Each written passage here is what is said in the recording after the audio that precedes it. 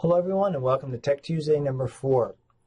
One of our main goals for Tech Tuesdays is to help you be safer on the internet. And one of the main ways we're going to do that is to educate you and inform you.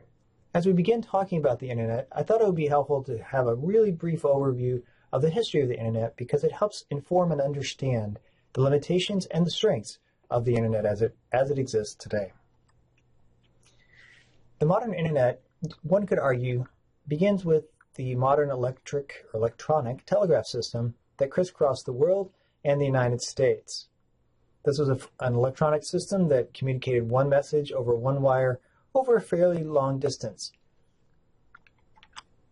As you can see here, the military has a long history of being involved in communications technology, including the telegraph, the internet, and I'm sure whatever's coming next. Here we see some maps of the United States and the railway system. The thing that interconnects the railway system with the communication system is that the telegraph and telephone system basically paralleled these routes. And so if we were to overlay a map of the telephone system in the 50s and 60s and 70s, and then the internet now, you would see a lot of correlation between these main centers where the railway stations and the communication centers both are the same. Here's an early map from 1984 of the internet. When they were developing the internet, it actually began in the mid-50s, the conceptualization and design by a group of engineers and scientists and researchers and military and government folks who wanted to establish a communication system that was much more robust and resilient to damage than the phone system was at that time. As you'll remember from your history, the Russians launched Sputnik in the mid-50s, and that got everybody really concerned about what would happen if the United States were subject to a nuclear attack. So one of the things they wanted to be able to deal with whatever this new system was that if one of the nodes or hubs went out, that the communication system wouldn't go down entirely and that the system would reroute automatically and be able to handle an outage, such as a nuclear bomb, for example. So here you see in 1984, this is the ARPANET, the Advanced Research Project Administration, and the military network. And these are the early hubs as the internet was already beginning to be formed and interconnect these major hubs and major research access points.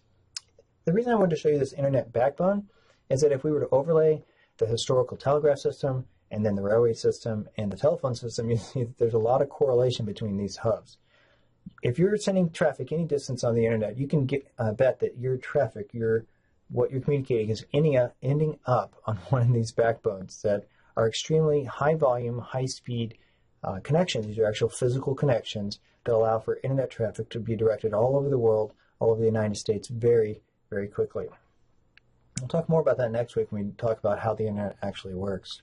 I like this picture a little better because you see the white backbones, the high speed connections at the top, breaking down into smaller and slower connections that are more localized, and then eventually to your home or business.